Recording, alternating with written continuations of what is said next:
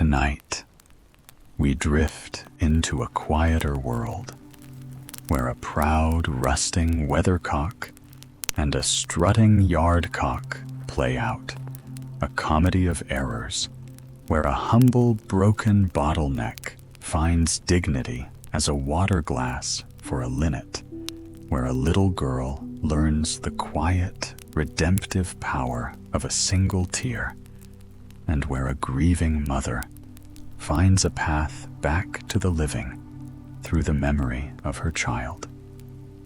So close your eyes and let the stories carry you far away into the quiet of the night.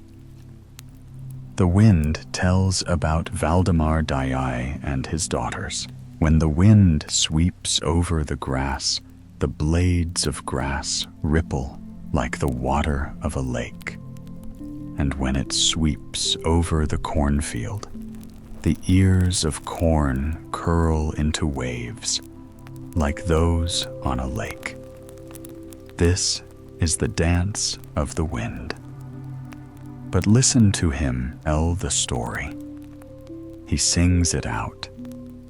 And how different his song among the trees of the forest is from his shriek through the cracks, crannies, and crevices of old walls. Watch him chase the white, fleecy clouds across the sky like a flock of sheep. Notice how he howls through the open gate, as if he were the watchman, blowing his horn. Strangely, he whistles through the chimney until the fire on the hearth beneath blazes up, and it is pleasant and comfortable to sit in the chamber, warmed by its glow, and listen to stories. Let only the wind himself be the storyteller. He knows more wonderful tales than all the rest of us put together. Hear now how he tells the story. Whew, whew, whew, on. That is the theme of his song. Near the great belt, there stands an old mansion with thick red walls, says the wind. I know every stone of those walls. I knew them in the olden days when they were part of Marsk Stig's castle on the promontory. They were torn down from there. But then they were built up again to form a new wall and a new mansion. This was Borreby Mansion, which stands to this day. I have seen and known all the noble men and women of many different families who have lived there. Now I shall tell you of Valdemar Daae and his daughters. I was a very proud man, for he was of royal blood. He knew more than how to hunt the stag or empty the jug. Everything will come out right, he used to say. His high-born wife walked daintily in her golden cloth garment over floors of polished mosaic. Magnificent tapestries and costly, beautifully carved furniture surrounded her. She had brought both silver and gold into the house. There was German beer in the cellar. Proud black horses neighed in the stables. Borreby Mansion was then the home of wealth. And there were children, 3 fair daughters. I can still remember their names, Ida Johanna and Anna Dorothea. These were rich folk, noble folk, born and reared in luxury. Whew, whew, whew. On, sang the wind, and then continued his tale. Here I never saw, as in other old houses, the noble mistress turning the spinning wheel among her maidens in the great hall. She played upon the lute, and sang, though not always the old Danish songs, but songs in foreign languages. There were life and gaiety here. Guests of distinction came from far and near. The sounds of music and the clinking of glasses were so loud that even I could not drown them. There was pride here, with boasting and bragging, and talk of domination, but not the blessings of our Lord. Then there was one May Day even, said the wind, when I came upon it from the west. I had seen ships wrecked on the coast of West Jutland, had hunted over the heath and the green wooded shore to Funen, and now I came over the great belt, blowing and roaring. I lay down for a rest on the coast of Zealand, quite near Borreby Mansion, where the beautiful forest of oaks still grew. The young lads of the neighborhood came out to the forest to collect the biggest and driest branches and twigs they could find. They carried them into the town, laid them in piles, set fire to them. Then the young men and girls sang as they danced around them. I lay still, said the wind. But then, gently, I just touched one of the branches that had been brought by the handsomest lad of them all, and immediately his pile of wood blazed up the highest. That meant he became the leader among them, with the privilege of choosing first one of the young girls to be his own May lamb. There was a joy, a merriment, such as I had never found in the rich Borreby mansion. Then there came driving toward the mansion in a gilded carriage drawn by 6 horses, the noble lady herself with her 3 daughters, so young and so fair, 3 sweet blossoms, a rose, a lily, and a pale hyacinth. Their mother like a proud, splendid tulip. No word of greeting did she have for the peasants who stopped their game and bowed and scraped to her. Stiff as a tulip, she held herself. Yes, rose lily and pale hyacinth. I saw all 3. Whose May lambs would they become? One day I wondered. Surely their young men would be proud knights, perhaps even princes. Hew, hew, hew, on. So the carriage rattled past, and the peasants returned to their dance. Summer was being celebrated from one town to another, in Borreby Tjäreby, and all the towns around. But when I rose up that same night, the high-born lady had laid herself down, never to rise again. That had come to her, which comes to all men. That is nothing new. Grave and thoughtful stood Valdemar Daae. He seemed to be saying, "The proudest tree may be bowed, but not broken." The daughters wept, and all eyes in the mansion had to be dried.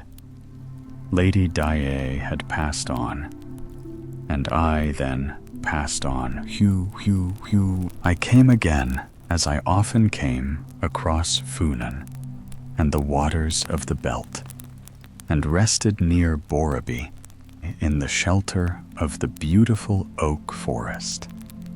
Here ospreys, wood pigeons, blue ravens, and even the black storks build their nests. It was the spring of the year, and some had eggs, while others had even young ones. How they flew, how they cried.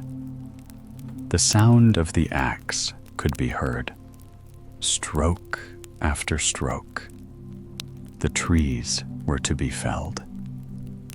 Valdemar Daae had decided to build a ship, a great warship with 3 decks, which the king would surely buy. And for this, the trees must fall, and the birds lose their homes. The hawk flew away in terror as his nest was destroyed, the osprey, and all the other birds flew around in terrified anger, screaming of their wrath and agony. I could understand them well enough. The crows and jackdaws shrieked in scorn, caw, caw from the nests.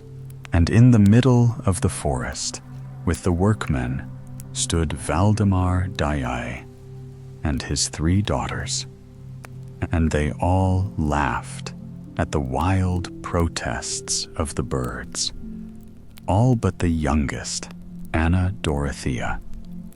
She was a tender-hearted child, and when an old half-dead tree, on whose bare branches a black stork had built his nest, was to be cut down, it saddened her so to see the helpless young ones thrusting their heads out in the terror that she begged with tears in her eyes that this one tree be spared.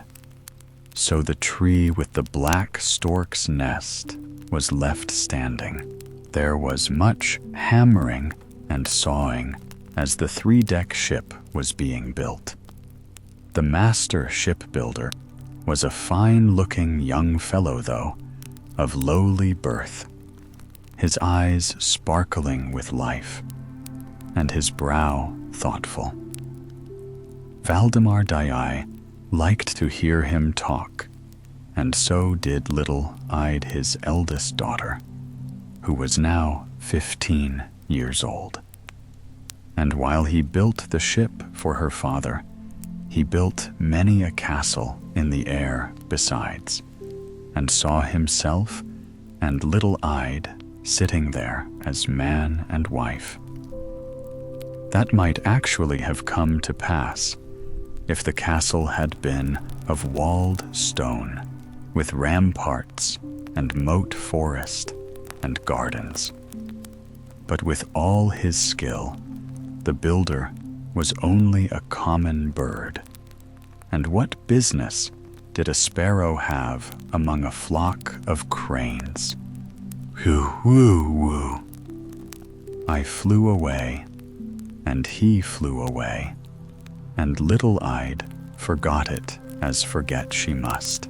In the stable, the beautiful black horses neighed. They were worth looking at, and they were looked at. The admiral was sent by the king himself to inspect the new warship and to discuss buying it. He was loud in admiration for the splendid horses. I heard him well, said the wind.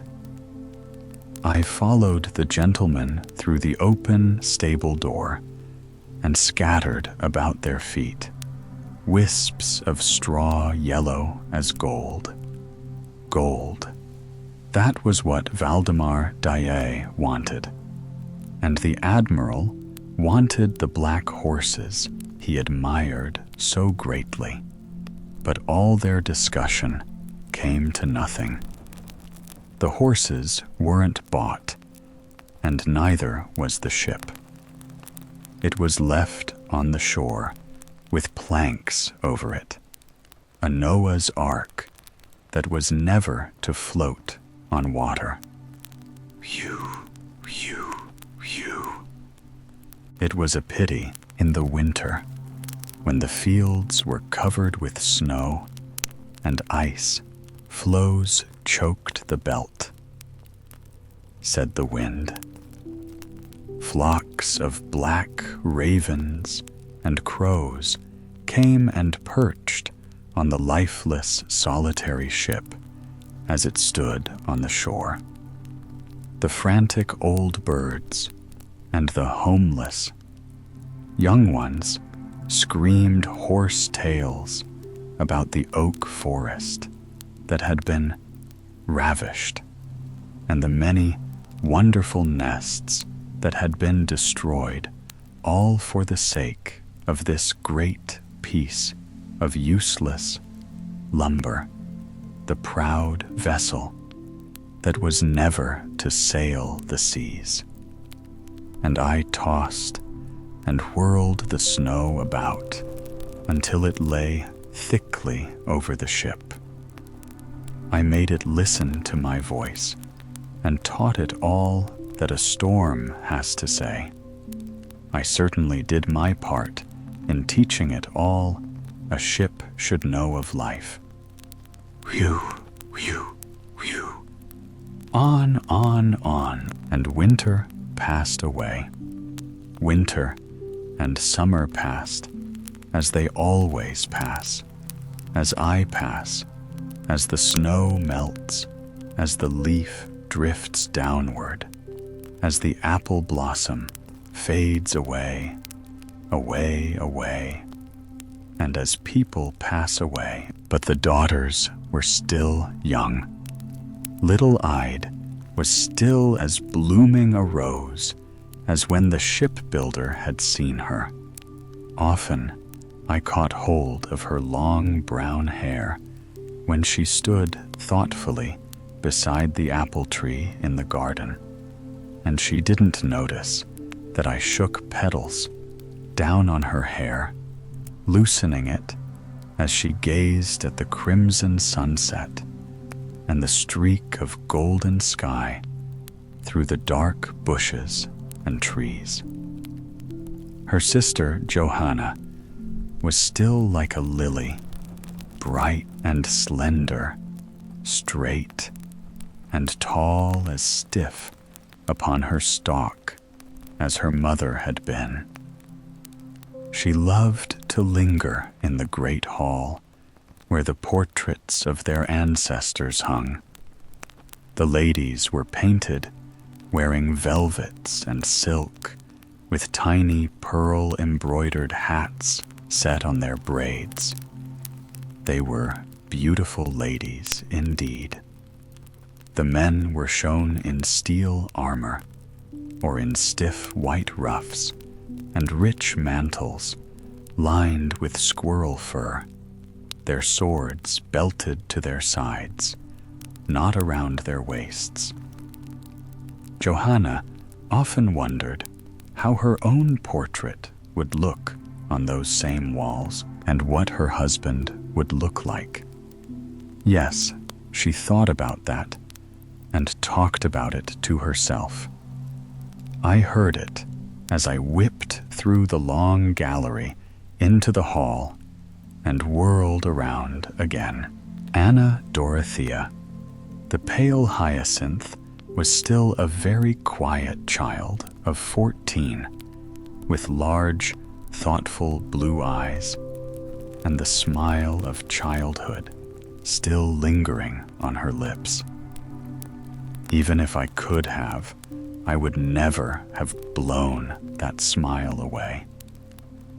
I met her in the garden, in the narrow lane, or in the fields, gathering herbs and flowers for her father to use in the wondrous potions and mixtures he used to prepare. Valdemar Daae, though haughty and conceited, was also a man of skill and great knowledge.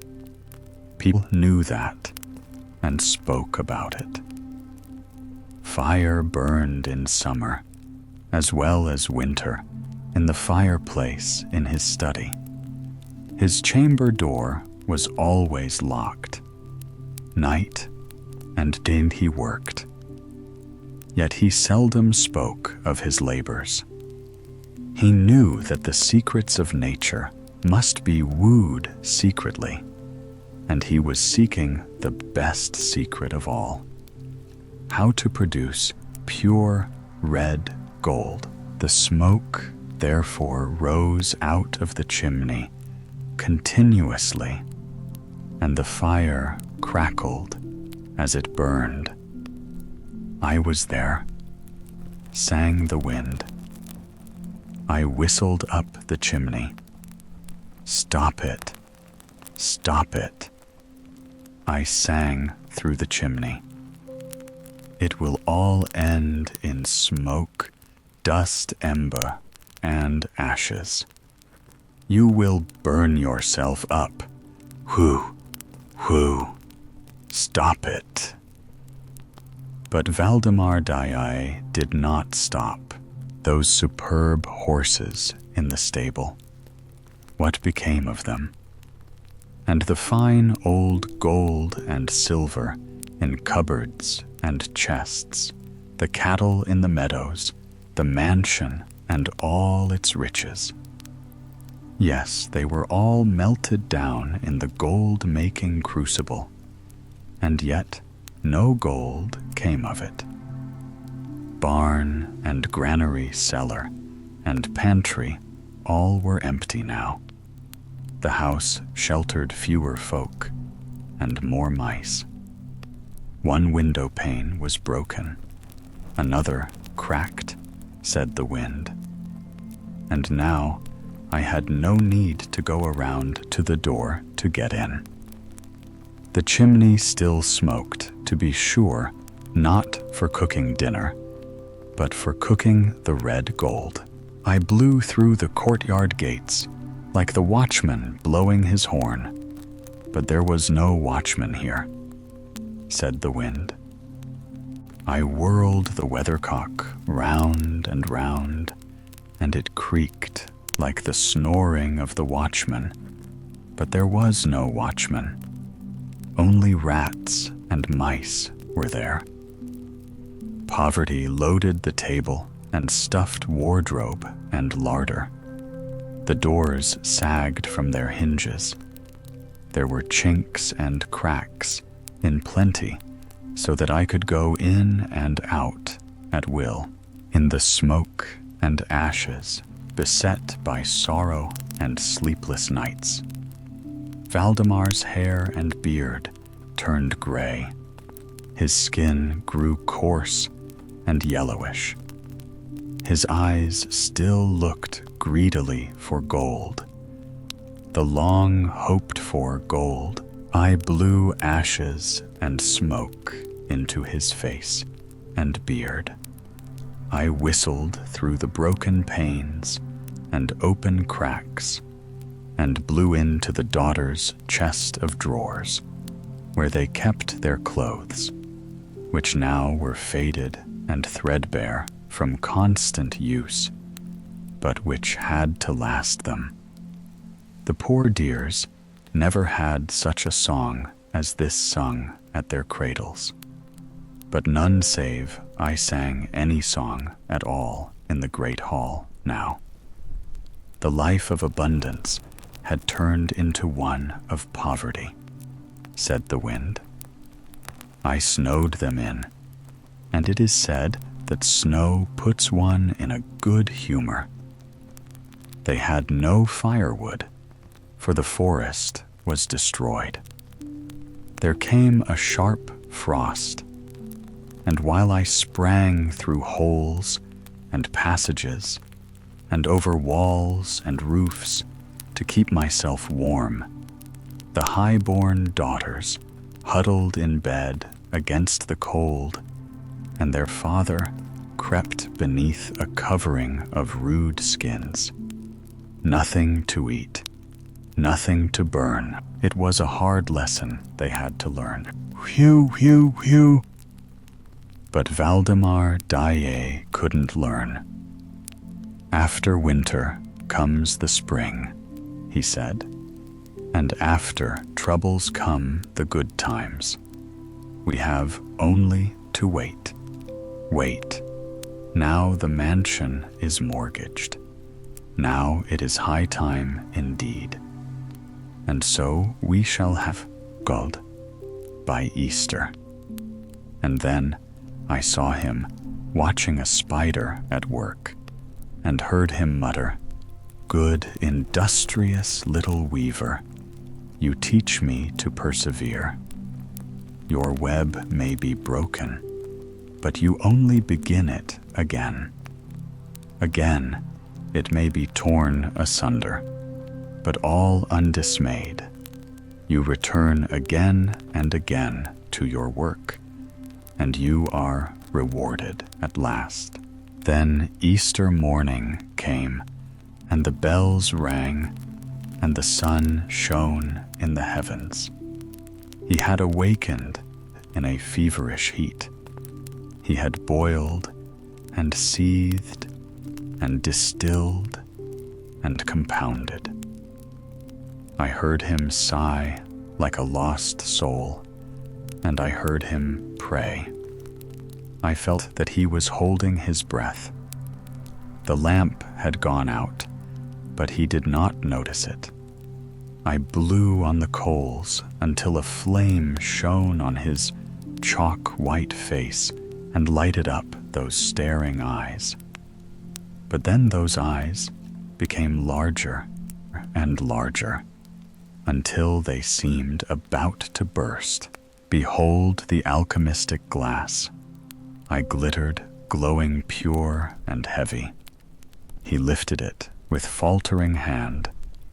He cried with stumbling tongue, "Gold, gold." He staggered dizzy, and I could have blown him down as he stood, said the wind. But I only blew on the live coals, then followed him through the door to where his daughters sat shivering. Ashes sprinkled his beard, clung to his dress, and lay in his matted hair. He stood erect and lifted high his treasure in its fragile glass. "I've found it, I've won," he cried. "Gold." The glass flashed in the sunbeams as he held it high, and then, lo, his hand trembled so that the alchemistic glass fell to the floor and shivered into 1,000 fragments. His last bubble had burst. Whew, whew, whew, on, on. And I went on away from the alchemist's home toward the end of that year, during the short days when the mist flings wet drops on the red berries and leafless branches. I came back in happy spirits, swept the heavens clean, and broke off the dead branches. That is not very hard work, to be sure, but it has to be done. And at the same time, there was a different sort of sweeping and cleaning out at Borreby Mansion. Valdemar Daae's old enemy, Ove Ramel of Basnias, was there with the mortgage on the mansion and all its contents. I drummed on the broken panes, beat against the ruined doors, and whistled through the cracks and chinks. Master Ove shouldn't find it pleasant to stay there. Ide and Anna Dorothea wept quietly. Johanna stood pale and stately, and bit her thumb till it bled. But all that did no good. Ovramel generously offered to allow Mr. Daae to remain at the mansion during his lifetime, but he got no thanks for the gesture. I listened and noticed how the homeless old nobleman held his head more proudly than ever. I rushed against the mansion and the old lime trees so that the thickest branch broke off. And it wasn't a rotten one either. There it lay at the gate like a broom for sweeping out. And there was sweeping out there, you may be sure. But I had expected it. Oh, that was a day of bitterness, a sorrowful day. But with a stiff neck and a stout back, the proud man bore his burden bravely. They had nothing left except the clothes they wore and the new alchemistic glass filled with the brittle treasure that had promised so much.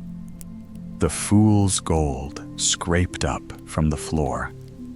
This Valdemar Daae hid in his breast. He took his cane in his hand, and with his 3 daughters, the once rich nobleman walked out of Börglum mansion. I blew cold upon his flaming cheeks and stroked his gray beard and long white hair to and fro as I sang as loudly as I could. Whew, whew, whew. This was the end of his glory. Ide and Anne Dorothea walked on each side of him, but as Johanna crossed the threshold, she turned back. Perhaps, as he gazed so wistfully at the red stones that had once made up Marsk Stig's castle, she remembered the old ballad about Marsk Stig's daughters. The elder took the younger by the hand, and forth they went to a distant land. Was she thinking of this song? Here were 3 daughters, and their father was with them. They turned off from the highway, where they had used to drive in their carriage, and made their way to Smidstrup Field, to a little shack of mud they had rented for 10 marks a year. These bare walls and empty chambers were their new mansion. Crows and jackdaws circled above their heads, screaming as if in mockery.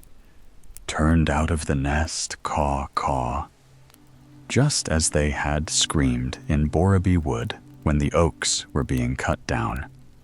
Mr. Daae and his daughters must have understood the cries.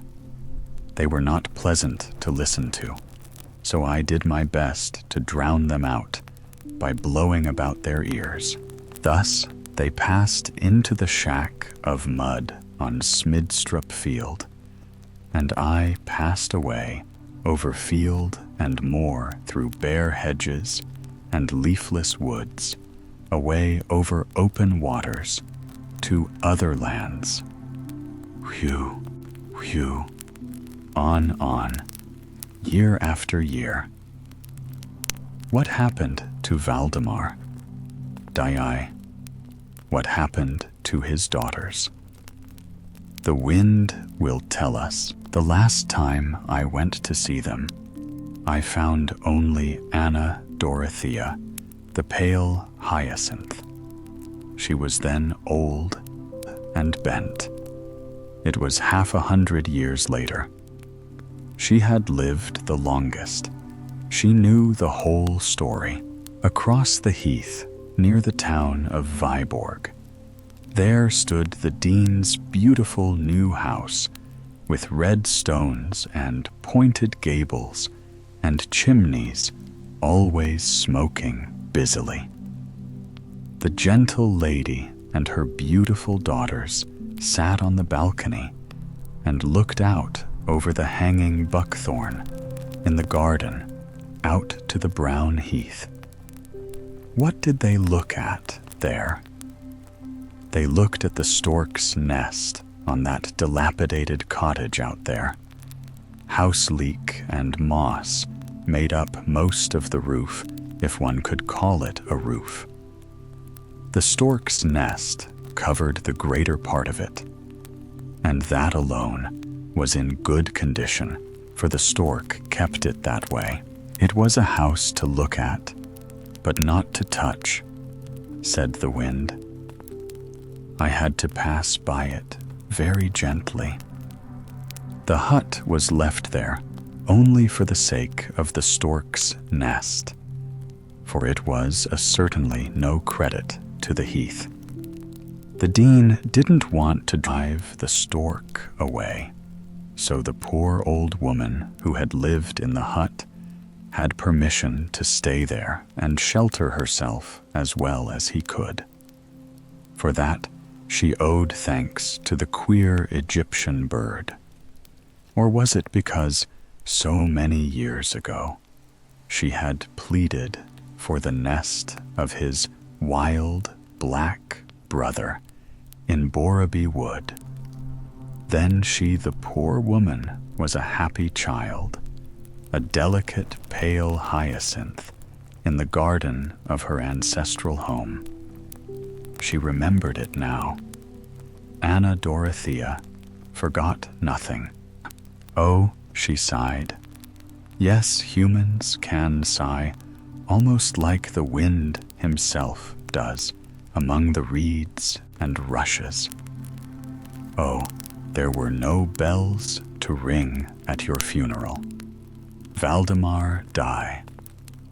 No groups of poor schoolboys sang psalms when Borreby's former master was laid to rest. Oh, but everything comes to an end. Misery, as well as happiness. It grieved my father. Worst of all, that my sister Ide should become the wife of a peasant, a miserable peasant, whom he could have punished by making him ride a hard plank. But he is at peace in the grave now, and you are with him, Ide. Oh yes, ah me. I am still here. I am old and poor. Deliver me, kind Christ. Such was the prayer of Anna Dorothea in the miserable mud hut that was allowed to stand only for the sake of the stork. The boldest and most resolute of the three sisters I carried off myself, said the wind. She cut her clothes like a man's, disguised herself as a poor lad, and went into service as a sailor. She was sparing of speech, cross-looking, but quick at her work, although she couldn't climb the mast. So, one night, I blew her overboard before anyone found out she was a woman. And I think that was the right thing to do.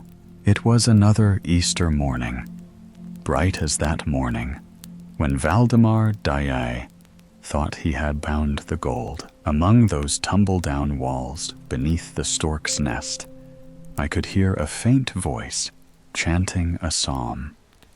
It was Anna Dorothea's last hymn. There was no window with glass, only a hole in the wall. But the sun set itself there like a lump of gold, and as she gazed on its glory, her heart broke, and her eyes grew fixed. The stork had given her shelter to the day of her death. I sang at her funeral, said the wind, as I had sung at her father's. I know where his grave is, and her grave, but no one else knows. Now, there are new times, changed times. The old highway is lost in the fields. Old cemeteries have been made into new roads, and soon the steam engine with its row of cars will come to rush over the forgotten graves of unknown ancestors. Hew, hew, hew on. And that's the story of Valdemar Daae and his daughters. "Tell it better, you people, if you think you can," said the wind, then veered around. He was gone. The girl who trod on the loaf. There was once a girl who trod on a loaf to avoid soiling her shoes, and the misfortunes that happened to her, in consequence, are well known. Her name was Ing. She was a poor child, but proud and presuming, and with a bad and cruel disposition. When quite a little child, she would delight in catching flies and tearing off their wings so as to make creeping things of them. When older, she would take cockchafers and beetles and stick pins through them. Then she pushed a green leaf or a little scrap of paper towards their feet, and when the poor creatures would seize it and hold it fast and turn over and over in their struggles to get free from the pin, she would say, "The cockchafer is reading. See how he turns over the leaf." She grew worse instead of better with years, and unfortunately, she was pretty, which caused her to be excused when she should have been sharply reproved. "Your headstrong will require severity to conquer it," her mother often said to her. "As a little child, you used to trample on my apron, but one day I fear you will trample on my heart." And alas, this fear was realized. Ing was taken to the house of some rich people who lived at a distance, and who treated her as their own child, and dressed her so fine that her pride and arrogance increased. When she had been there about a year, her patroness said to her, "You ought to go for once and see your parents, Ing." So Ing started to go and visit her parents, but she only wanted to show herself in her native place, that the people might see how fine she was. She reached the entrance of the village and saw the young laboring men and maidens standing together, chatting, and her own mother amongst them. Inga's mother was sitting on a stone to rest with a faggot of sticks lying before her, which she had picked up in the wood. Then Ing turned back. She who was so finely dressed, she felt ashamed of her mother, a poorly clad woman who picked up wood in the forest. She did not turn back out of pity for her mother's poverty, but from pride. Another half year went by, and her mistress said, "You ought to go home again and visit your parents, Ing, and I will give you a large wheaten loaf to take to them. They will be glad to see you, I am sure." So Ing put on her best clothes and her new shoes, drew her dress up around her, and set out, very carefully, that she might be clean and neat about the feet, and there was nothing wrong in doing so. But when she came to the place where the footpath led across the moor, she found small pools of water and a great deal of mud. So she threw the loaf into the mud and trod upon it, that she might pass without wetting her feet. But as she stood with one foot on the loaf and the other lifted up to step forward, the loaf began to sink under her lower and lower, till she disappeared altogether, and only a few bubbles on the surface of the muddy pool remained to show where she had sunk. And this is the story. But where did Ing go? She sank into the ground and went down to the marsh woman, who is always brewing there. The marsh woman is related to the elf maidens, who are well known for songs, are sung, and pictures painted about them. But of the marsh woman, nothing is known, excepting that when a mist arises from the meadows in summertime, it is because she is brewing beneath them. To the marsh woman's brewery, Ing sunk down to a place which no one can endure for long. A heap of mud is a palace compared with the marsh woman's brewery, and as Ing fell, she shuddered in every limb, and soon became cold and stiff as marble. Her foot was still fastened to the loaf, which bowed her down as a golden ear of corn bends the stem. An evil spirit soon took possession of Ing and carried her to a still worse place, in which she saw crowds of unhappy people waiting in a state of agony for the gates of mercy to be opened to them, and in every heart was a miserable and eternal feeling of unrest. It would take too much time to describe the various tortures these people suffered, but Inga's punishment consisted in standing there as a statue with her foot fastened to the loaf. She could move her eyes about and see all the misery around her, but she could not turn her head. And when she saw the people looking at her, she thought they were admiring her pretty face and fine clothes, for she was still vain and proud. But she had forgotten how soiled her clothes had become while in the marsh woman's brewery, and that they were covered with mud. A snake had also fastened itself in her hair and hung down her back, while from each fold in her dress a great toad peeped out and croaked like an asthmatic poodle.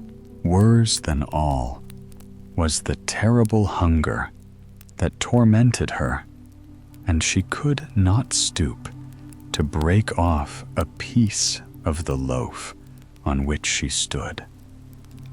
No, her back was too stiff, and her whole body like a pillar of stone. And then came creeping over her face and eyes, flies without wings. She winked and blinked, but they couldn't fly away, for their wings had been pulled off. This added to the hunger she felt was horrible torture. "If this lasts much longer," she said, "I shall not be able to bear it." But it did last, and she had to bear it without being able to help herself. A tear followed by many scalding tears fell upon her head and rolled over her face and neck down to the loaf on which she stood. Who could be weeping for Inga? She had a mother in the world, still, and the tears of sorrow which a mother weeps for her child will always find their way to the child's heart, but they often increase the torment instead of being a relief. And Inga could hear all that was said about her in the world she had left, and everyone seemed cruel to her. The sin she had committed in treading on the loaf was known on earth, for she had been seen by the cowherd from the hill when she was crossing the marsh and had disappeared, when her mother wept and exclaimed, "Ah, Inga, what grief thou hast caused thy mother." She would say, "Oh, that I had never been born. My mother's tears are useless now." And then the words of the kind people who had adopted her came to her ears when they said, Ing was a sinful girl who did not value the gifts of God, but trampled them under her feet. Ah, thought Inga, they should have punished me and driven all my naughty tempers out of me. A song was made about the girl who trod on a loaf to keep her shoes from being soiled. And this song was sung everywhere. The story of her sin was also told to the little children, and they called her Wicked Ing, and said she was so naughty that she ought to be punished. Inga heard all this, and her heart became hardened and full of bitterness. But one day, while hunger and grief were gnawing in her hollow frame, she heard a little innocent child, while listening to the tale of the vain haughty, burst into tears and exclaim, "But will she never come up again?" And she heard the reply, "No, she will never come up again." But if she were to say she was sorry and ask pardon and promise never to do so again, asked the little one. Yes, then she might come, but she will not beg pardon, was the answer. "Oh, I wish she would," said the child, who was quite unhappy about it. "I should be so glad. I would give up my doll and all my playthings if she could only come here again. Poor Ing, it is so dreadful for her." These pitying words penetrated to Ing's inmost heart and seemed to do her good. It was the first time anyone had said, "Poor Ing," without saying something about her faults. A little innocent child was weeping and praying for mercy for her. It made her feel quite strange, and she would gladly have wept herself, and it added to her torment to find she could not do so.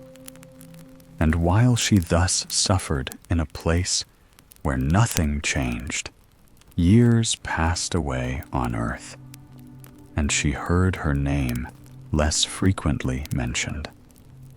But one day, a sigh reached her ear, and the words, "Inga, Inga, what a grief thou hast been to me."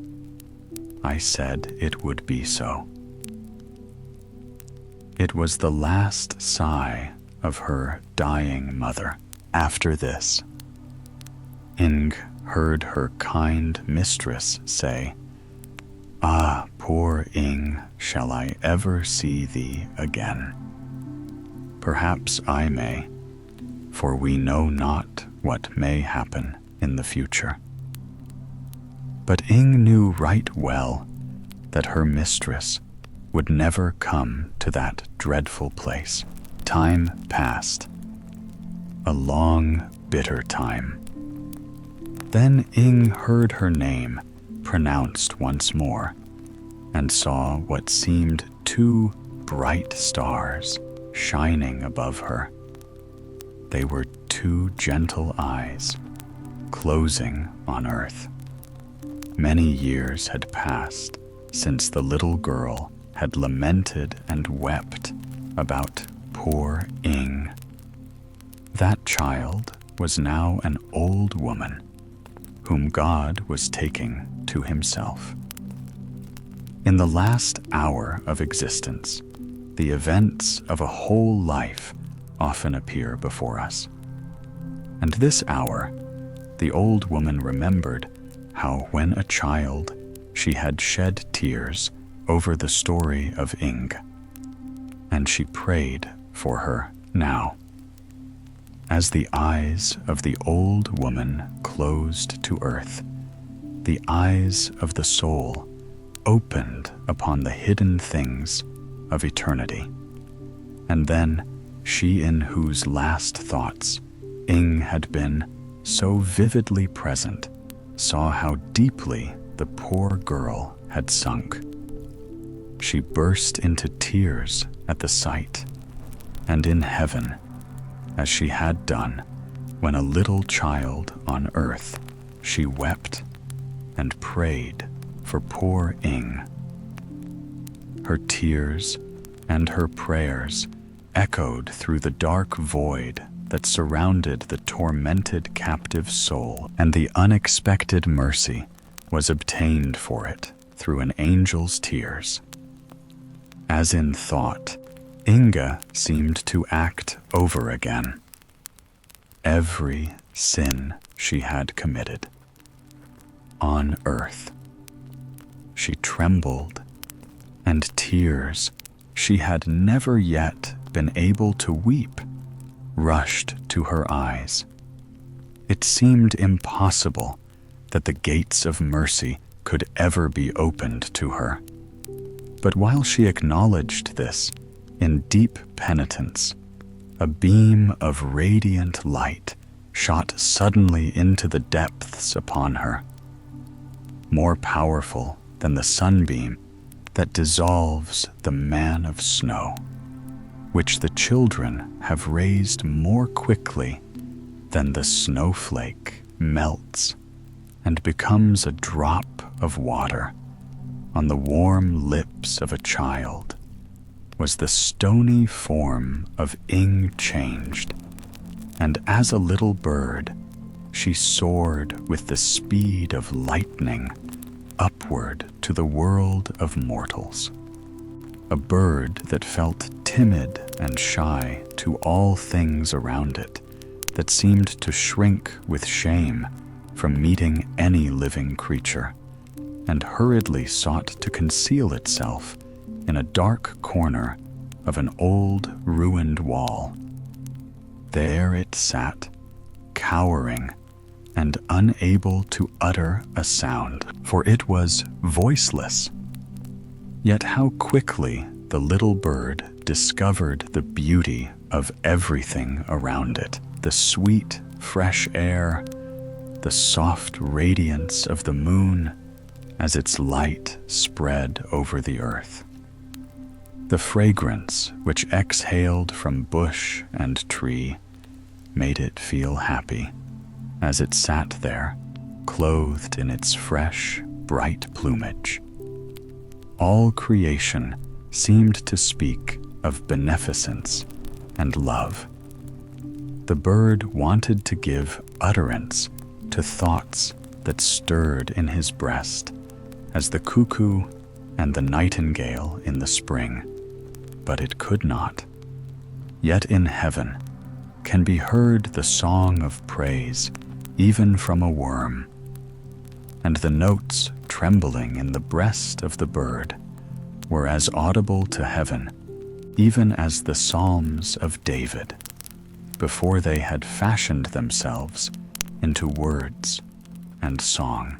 Christmas time drew near, and a peasant who dwelt close by the old wall stuck up a pole with some ears of corn fastened to the top, that the birds of heaven might have feast and rejoice in the happy, blessed time.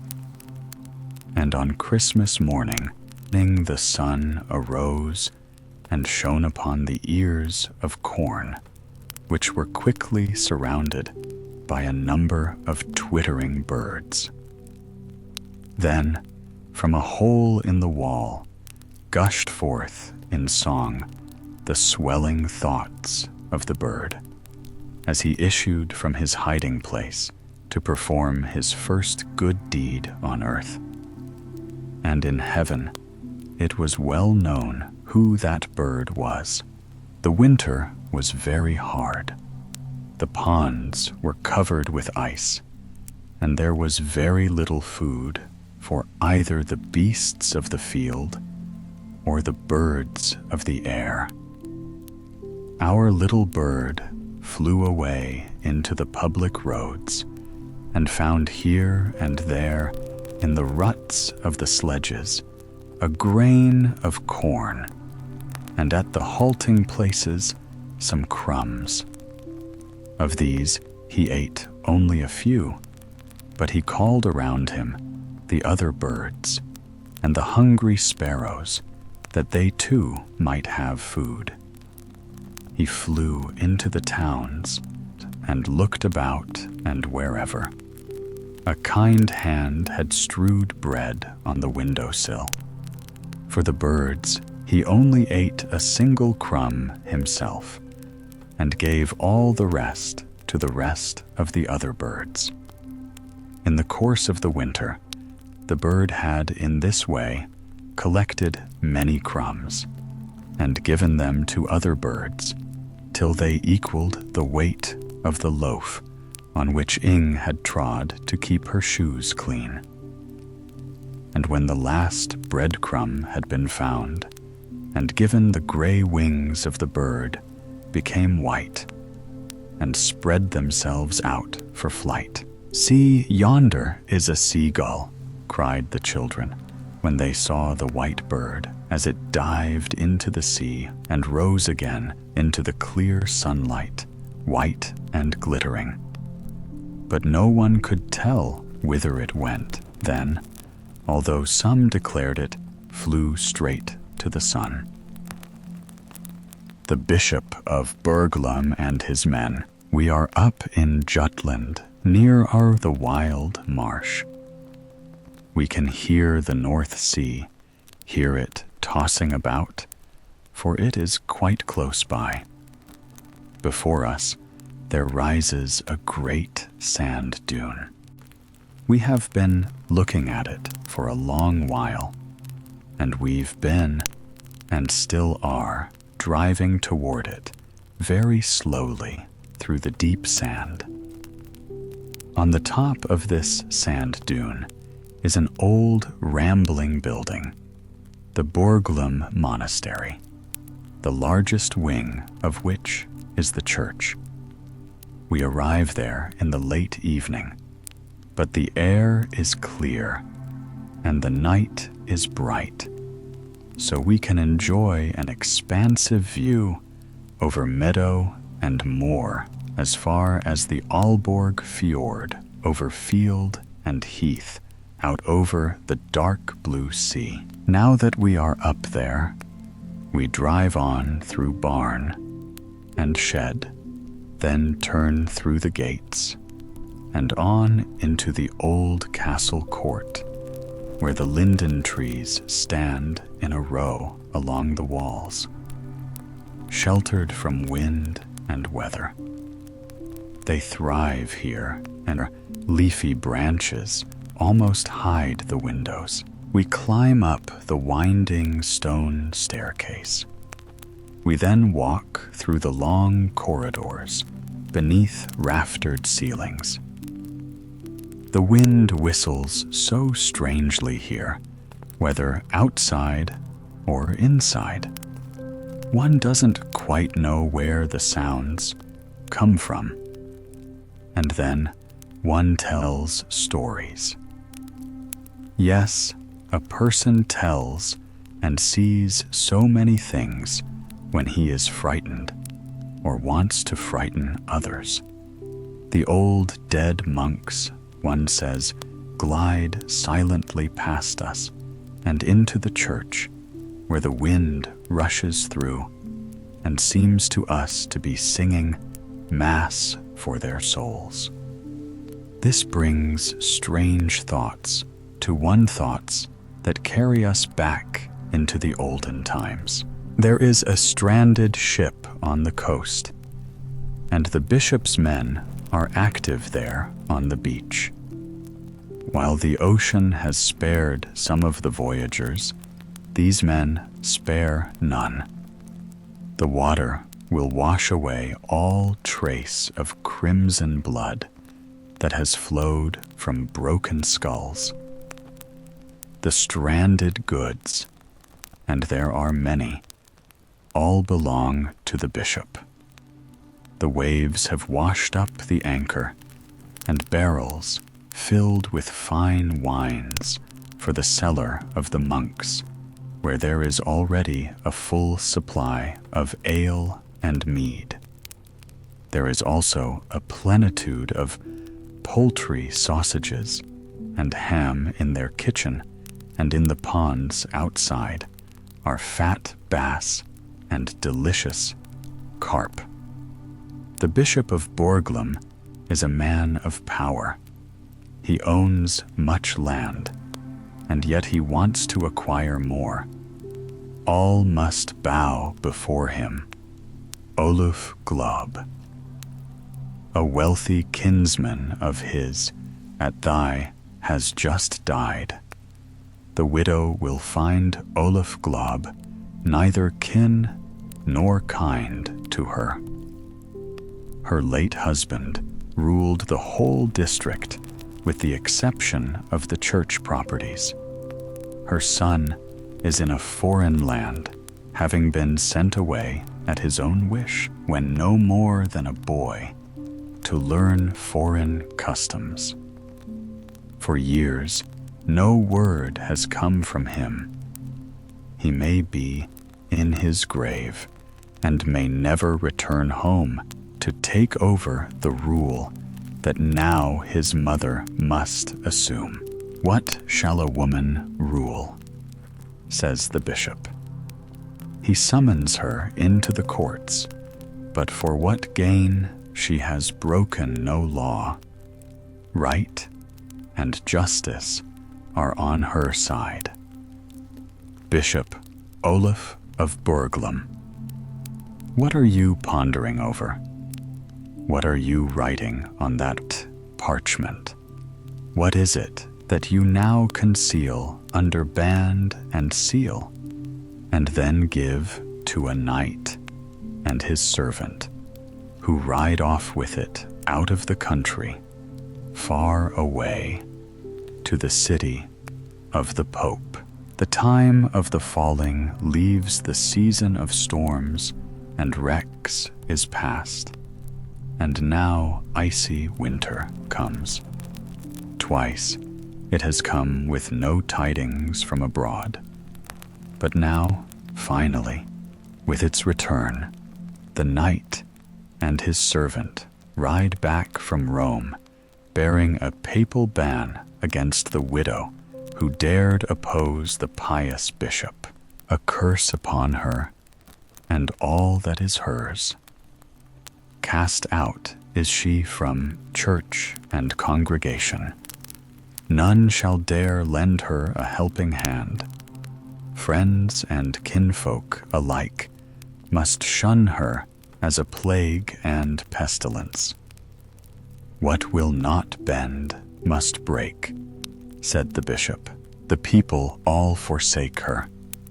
Yet she is steadfast in her trust in God, who alone will be her strength and bulwark. Only one servant, an elderly maid, remains amazed faithful to her. Together, they guide the plow over fields where the corn flourishes, though the land has been cursed. You child of hell, I shall yet carry out my purpose, says the Bishop of Börglum. Now I summon you before the tribunal that will condemn you. Then the widow harnesses her last two oxen to her carriage, and she and her faithful servant drive away across the heath out of the land of Denmark. Now she is a stranger among strangers, where a strange tongue is spoken, and where foreign customs prevail far away, where the green hills rise into mountains, and where the vineyards grow. Traveling peddlers pass her, carefully guarding their loaded wagons in deadly fear of attack from robber barons. But the two poor women in their humble cart, drawn by the black oxen, may pass in safety along the dangerous roads and through the dense forests. Now they are in France, and they meet a gallant knight followed by 12 men-at-arms. The knight pauses and looks at the strange wagon, and then asks the younger of the women what country they have come from and what their journey's destination is. She explains that they are from Daae in Denmark, tells of her cares and misery, but these all seem to come to an end. Our Lord has guided them together. The stranger, Knight, is her son. He holds out his arms and embraces her, and the poor mother weeps, which she has not been able to do for many years, but rather has bitten her lips until blood has come forth. It is the time of the falling leaves, the season of wrecks. The ocean washes ashore filled wine casks for the bishop's cellars. In his kitchen, the wild venison is roasting. It is pleasant and warm within doors, though winter freezes without. But news is brought. Jens Glob has returned to Daae with his mother. Jens Glob summons the bishop into court to demand their lands and rights. Much good that will do him, said the bishop. Spare your efforts, Sir Jens. Another year passes. Again the time of the falling leaves. Returns the season of wrecks. Icy winter follows, and the white bees swarm about and sting one's face until they melt. It is sharp weather today, say people who have ventured out into it. Jens Glob stands close to his fire, lost in thought. He singes his mantle, burns a hole in it unawares.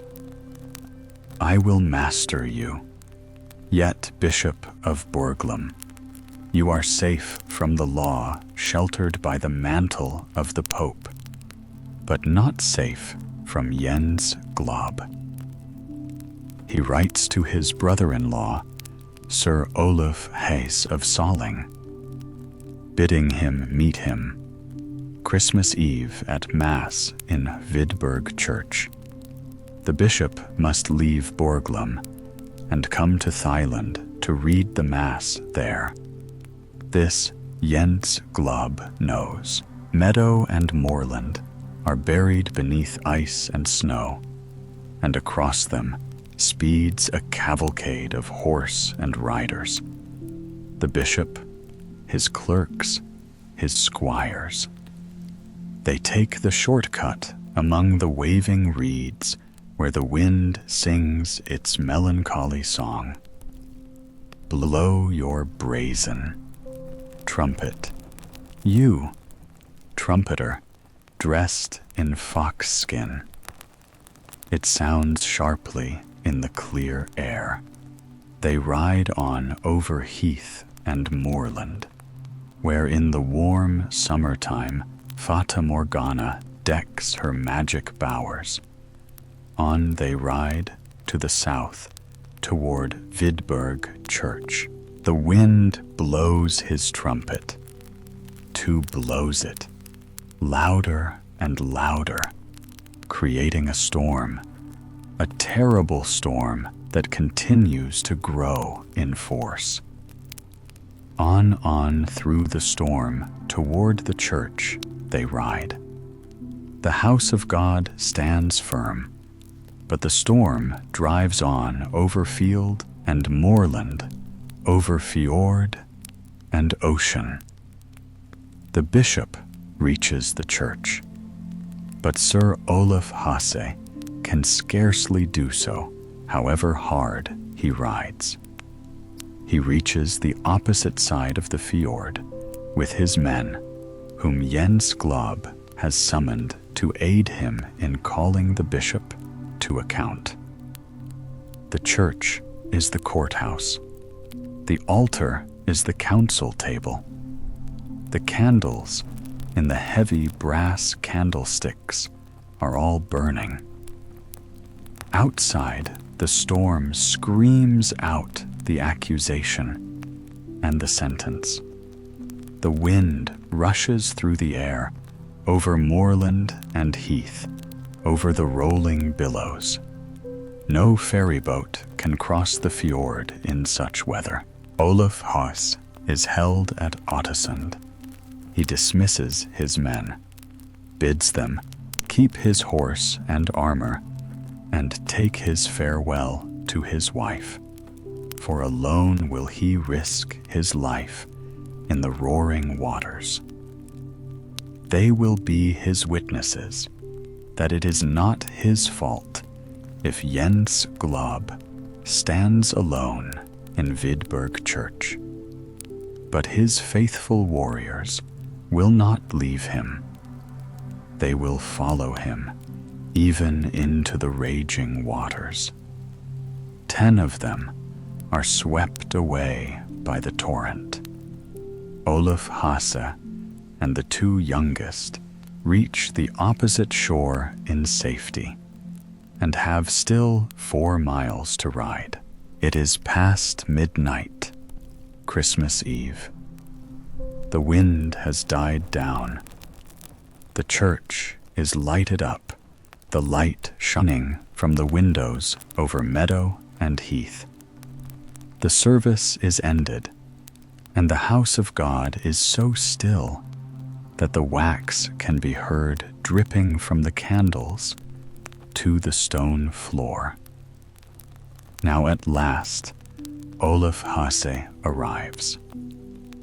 Jens Glob meets him in the forecourt, saying, "God day. The bishop and I are reconciled now." "Are you indeed?" says Olaf. "Then neither you nor the bishop shall leave this church alive." His sword flashes from its scabbard and splits in 2 the wooden door of the church, which Jens has closed between them. "Hold back, dear brother-in-law. First, see what sort of reconciliation this is. I have slain the bishop and all his men. Not one of them will do evil again. And we need say nothing more of the wrongs done my mother. The altar Lights burn red, but redder is the stain that shines from the church door. There, lying in, is the bishop with a cloven skull, and lying dead around him are his men. It is quiet and calm on the holy eve of Christmas, the third evening after Christmas. Funeral bells in Börglum convent. The murdered bishop and his slain lie in state beneath a black canopy, lighted by candelabras swathed in crape. The once mighty Lord is a corpse, robed in a silver-bordered mantle, with the crozier in his powerless hand. Incense fills the air as the monks chant a funeral dirge. It sounds like a sentence of wrath and condemnation, and may be heard over the whole countryside as it is carried along and wailed by the wind. Sometimes the accusing voice sinks to rest for a while, but it never dies out completely. It always rises again, carrying its dismal strains late into our own century, singing of the cruel Bishop of Börglum and his wicked men. On many a dark night, the terrified peasant driving along the heavy sandy road past Börglum convent hears it, and the sleepless listener within Börglum's thick walls hears it too. The church entrance has long been walled up, but superstitious eyes still see the door there, opening before them.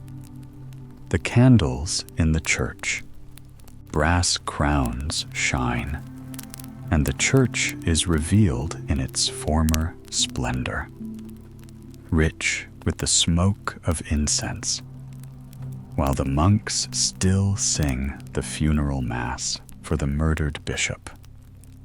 He lies there in his silver-bordered robe, the crozier in his powerless hand, the bloody wound shining as red as fire from his pale, proud forehead. There are the worldly mind and evil passions that burned, sink into the grave, into the night of oblivion. You dismal memories of the olden days, listen to the voice of the wind sweeping over the rolling sea. Out there, a storm is raging and will take many lives, for the sea has not changed its nature because the times have changed. Tonight, it is all mouths to devour. Tomorrow, perhaps it will be as clear as a mirror, just as it was in the olden times we have now buried. Sleep calmly if you can. Now it is morning. The new day brings sunshine into the room. But the wind still blows, and there is news of a wreck, as in the olden times. Last night, down by Loken, the little red-roofed fishing village, visible from our windows, a ship was wrecked. But by the use of a rocket apparatus, a line was cast ashore and a bridge made between the wreck and the mainland. All on board were saved and brought to land, and beds were found for them. Today, they are going to Börglum convent. There they will find warm hospitality, be sheltered in comfortable rooms, see friendly eyes, and hear kindly voices speaking their own language.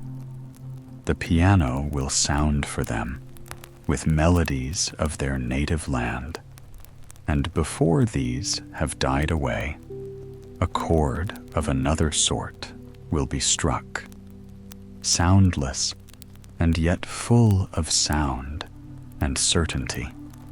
The telegraph wire will reach the homes of the shipwrecked in a foreign land and tell of their safety. Then, with their minds at ease, they will join in the dancing at the feast given in the hall at Börglum. Waltzes and folk dances will be danced, and songs will be sung about Denmark and her valiant soldier in our time. Blessed be you, our new age. Let a fresh and pure summer breeze sweep through the towns. Send your sun rays into our hearts and minds. Let them erase the dark traditions of the cruel days of old. The Snowman, adapted and enlarged in the spirit of Hans Christian Andersen. It is delightfully cold, said the snowman, standing proud and still in the middle of the frozen garden. The frost bites so sweetly that it makes my whole body crackle. This is the perfect sort of wind, the kind that fills a snow creature with life. Ah, but what is that enormous red eye staring down at me from the sky? I was speaking of the sun, which had sunk low and now blazed upon the horizon like a fiery ember. It glares at me most rudely, muttered the snowman. I shall not blink, no. Not one piece of me shall melt beneath that stare. His head was crowned with 2 shards of tile for eyes, and a broken rake served as his mouth, complete with jagged teeth. The boys who had built him shouted merrily, their laughter mixing with the jingle of sleigh bells and the sharp whistle of whips over the snow. In that chorus of winter joy, the snowman had awakened to awareness. The sun slipped away, and a great round moon rose in its place, pale and full, sailing slowly across a sky as blue as steel. There. It has returned already, said the snowman in wonder. But I have taught it not to stare. Now it glides gently, giving me light enough to admire myself. If only I could move, I should love to slide across the ice as the boys do. Yet my legs refuse me. I do not even know how to run. Run away, away, barked an old yard dog, whose voice was cracked with age. He had once lived in comfort by a warm hearth, but since being chained outside, his voice had grown hoarse and harsh. The sun will make you run one day. I've seen it happen to your kind before. Each of you ends up running off puddle by puddle, away, away. I don't understand you, friend, said the snowman. Do you mean that glowing thing in the sky? Is it to teach me how to run? I saw it racing earlier, and now it creeps back from the other side. You know nothing, rasped the yard dog. You've only just been patched together from frost. That shining disk is the moon. The one before It was the sun. It will come again tomorrow, and when it does, you'll learn all about running straight into the ditch. By the well, mark my words, there's a change in the weather coming. My left hind leg aches, always a sure sign. The snowman tilted his tiled eyes, trying to follow this. I do not like the sound of that, he thought. The creature who stared at me earlier. That burning one, he is no friend of mine. The dog gave another rough bark of away, away, turned round 3 times, and crept into his kennel, sighing himself to sleep. And indeed, the weather changed. By dawn, a heavy fog lay across the countryside, and a wind so sharp blew that the air itself seemed made of glass. When the sun finally rose, the world glistened as if remade. Trees and bushes were wrapped in silver hoar frost. Every twig hung with crystals. What had been hidden by green leaves in summer now stood revealed, every curve, every lace-fine branch etched in white. The whole garden looked as though carved from pearl and coral. Where the light struck, the snow flashed like diamonds scattered by invisible hands.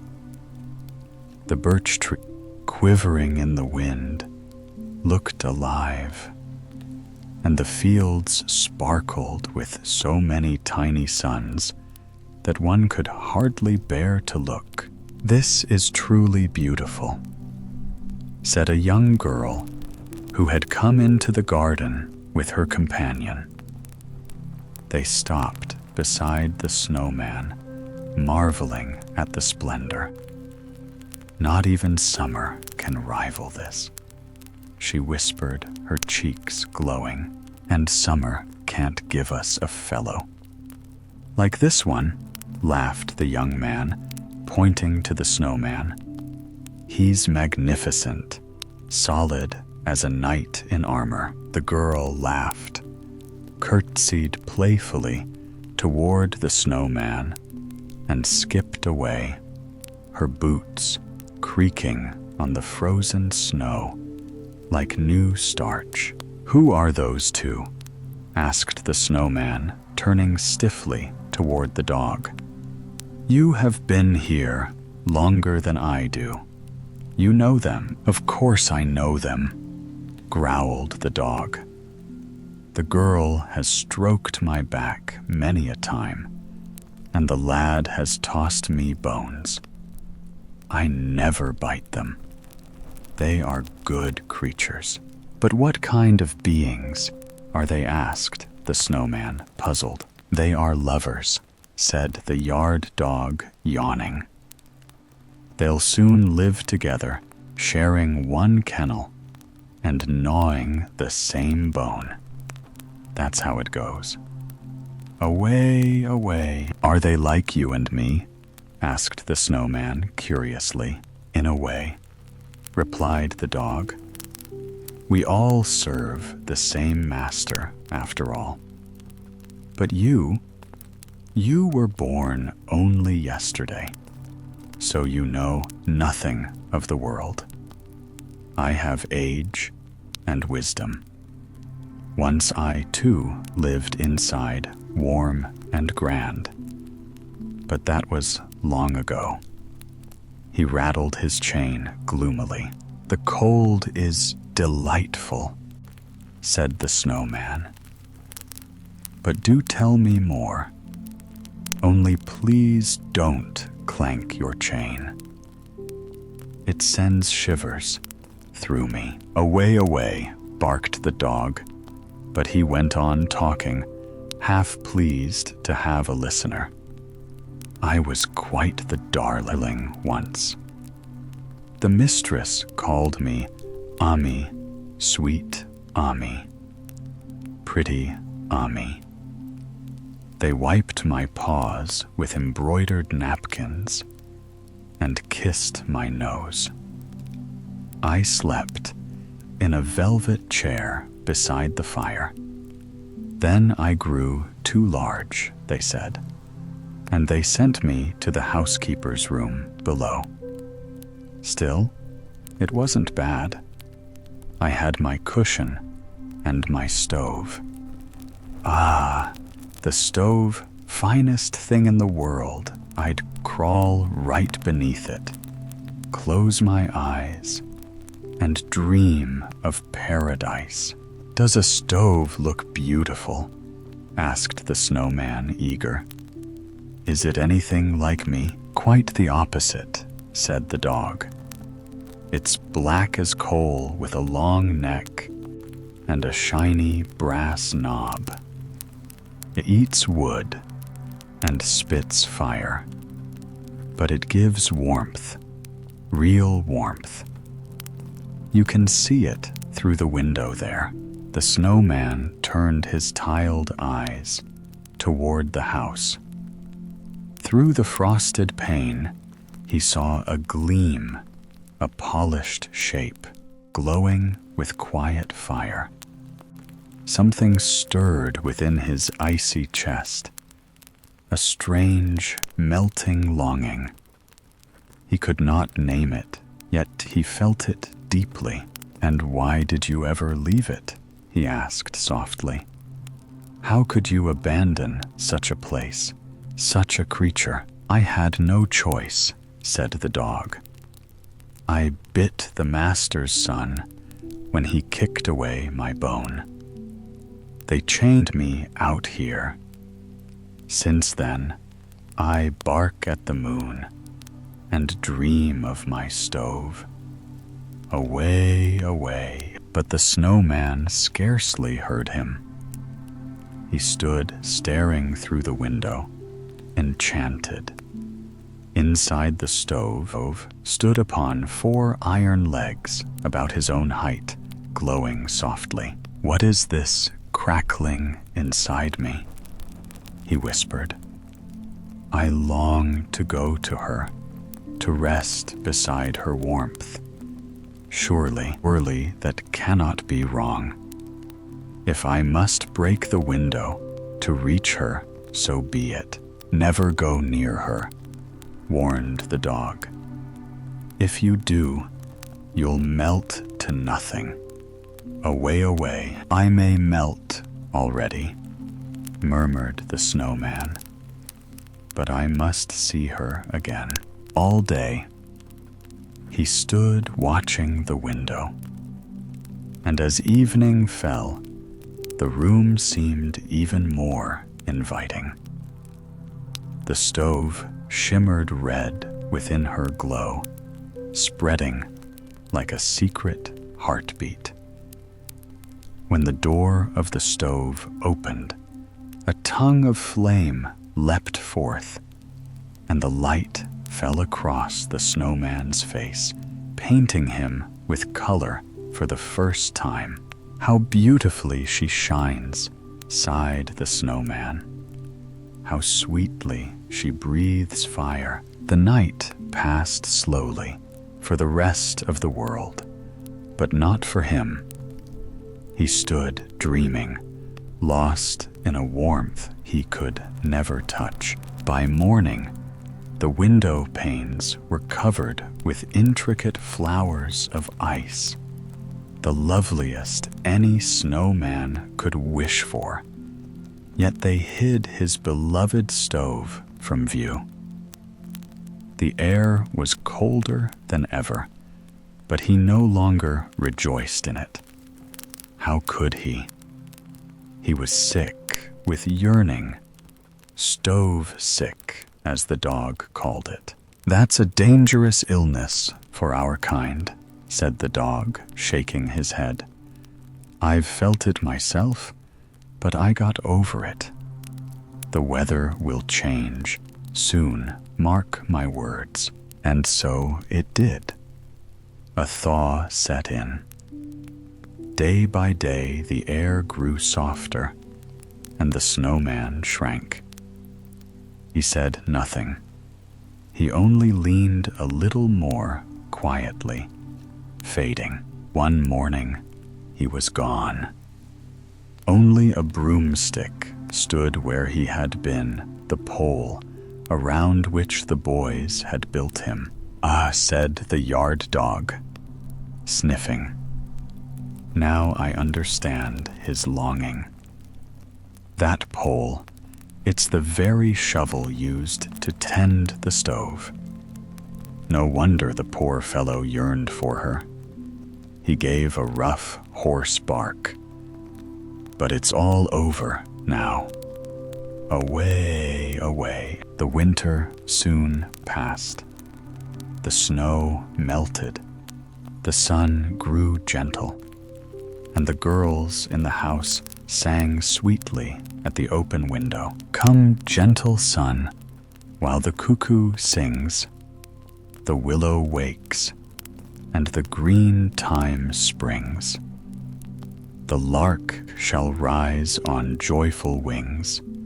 O sweet return of wandering spring." And no one thought again of the snowman who had loved the stove.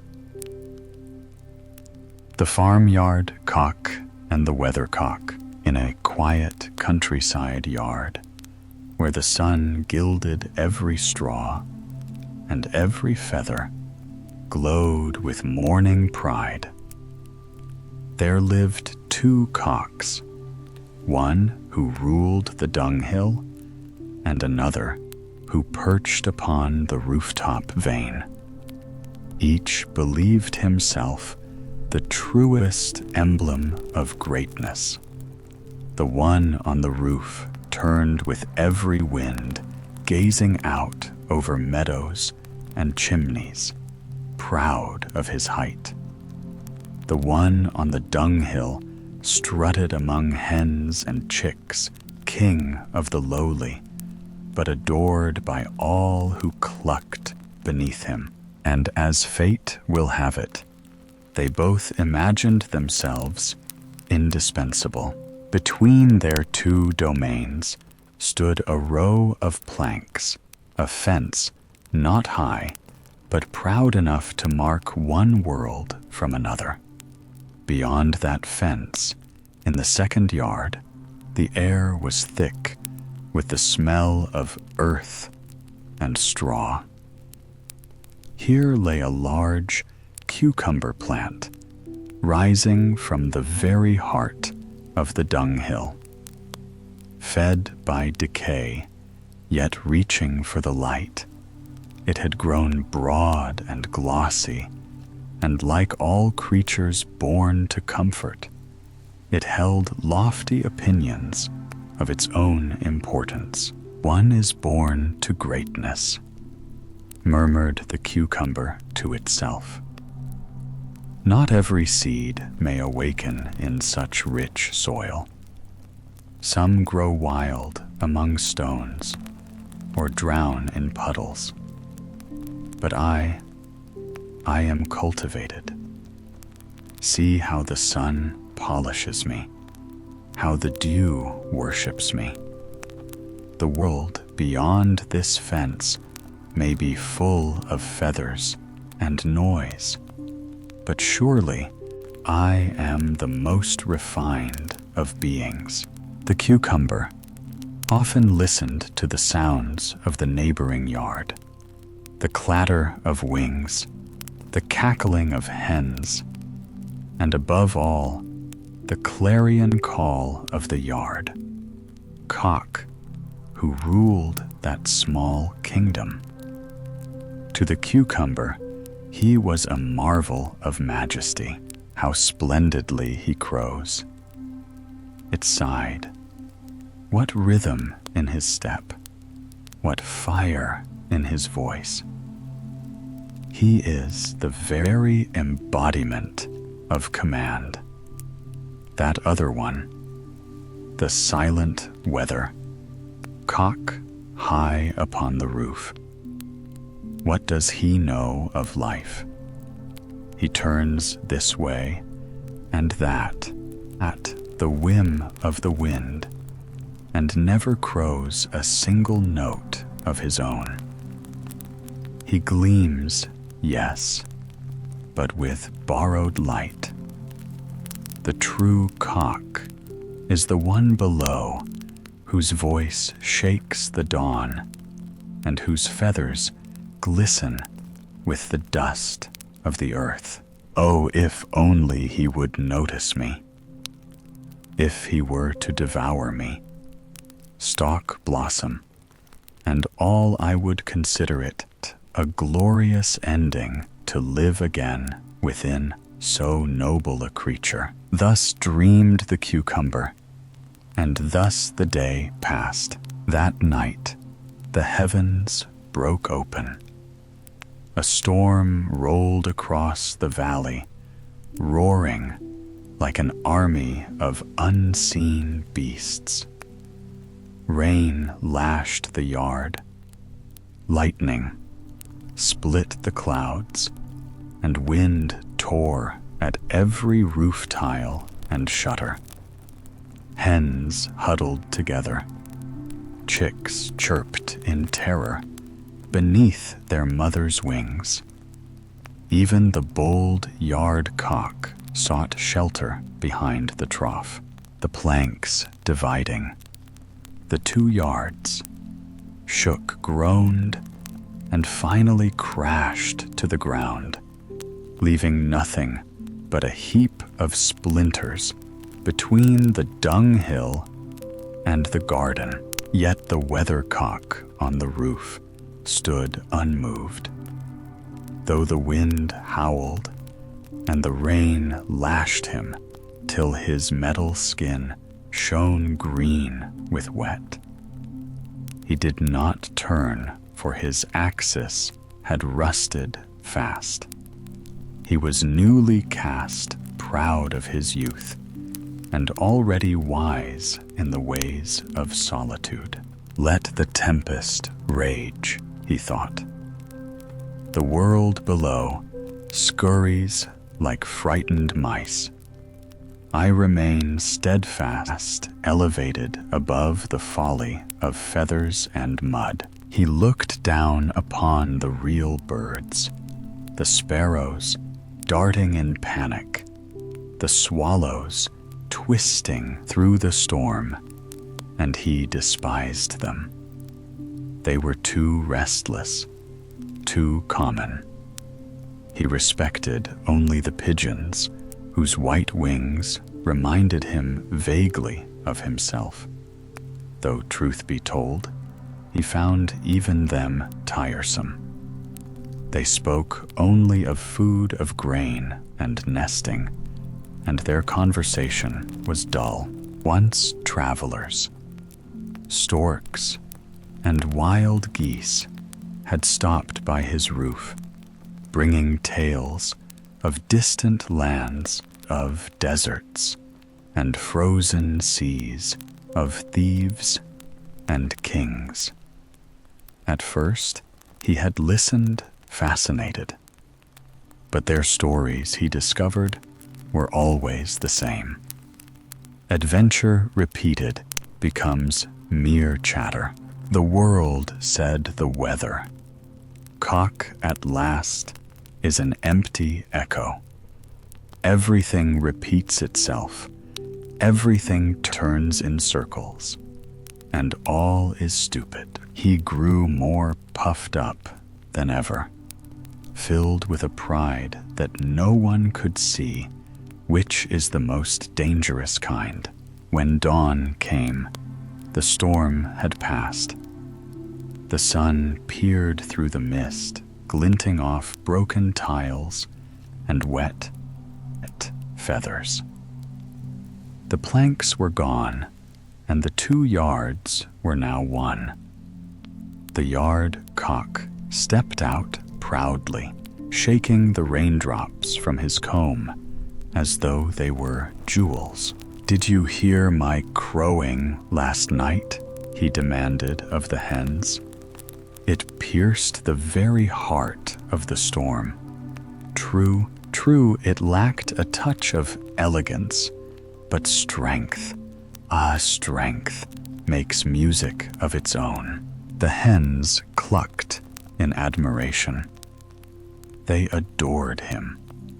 They always did. One cannot reason with admiration. It clucks, whether the song is wise or foolish. The chicks followed close behind, tripping over their tiny feet, eager to imitate every move of their shining hero. When the cock mounted the dunghill, the cucumber trembled with joy. He stood there radiant in his green pride. And when the cock's beak struck into his tender flesh, he could only whisper, "A happy death." Oh, a happy death. The hens crowded around, pecking and chattering, for wherever the lord of the yard went, his court followed.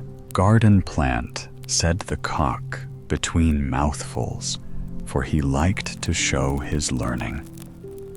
"A creature of the hotbed, a noble vegetable indeed." But he forgot himself in his feast, and the poor cucumber vanished under the strokes of admiration. Then, puffing up his breast, the yard cock turned to his little crowd and proclaimed, "Listen well, hens and chicks. The world shall know of me. I shall crow in such a way that even the distant roofs will echo my song. At my call, chicks will grow into hens in a single day." And he crowed with all his might. The hens fluttered, and the chicks squealed with delight.